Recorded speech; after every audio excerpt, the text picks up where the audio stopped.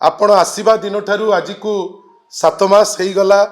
7 मास केवल रंग बदलौंती, प्रत्येक जिनस छिद्र खोजापी चेष्टा करुँच, किंतु यथापूर्व तथा परं आमे आश्चर्य मंडी पंकारे आपण पहुँचे पार्लेनी राशन, लोके सेठी मरिले।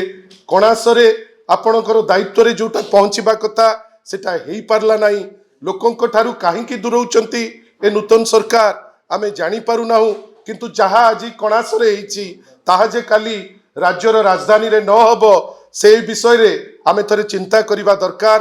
गण आंदोलन तो निश्चित भावे शेष निष्पत्ति आमे तो से दिगरे जिबाकू बाध्य हबु, किंतु एतिकी खाली मने रखि तांतु या मुंडरे दोष ता मुंडरे दोष, ए दोष निया दिया कला भितरे लोकंकर क्षति न हो। गोटे विचित्र शासन चलीची जोटी प्रभु सुरक्षित नुहंती, गोटे विचित्र शासन चलीची जोटी साधारण लोक सुरक्षित नुहंती।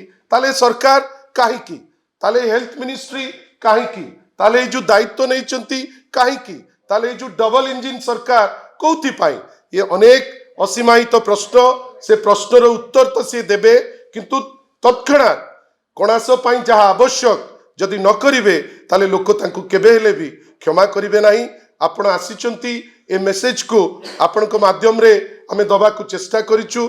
आपण याकू केमिति पहुंचेइबे से विषय रे आमे अपेक्षा करिचु। खाली आसीबा पाई आ ये जिंस को कवर करिबा पाई पुणी थरे दल तरफ रु आपण को बहुत बहुत धन्यवाद। नमस्कार।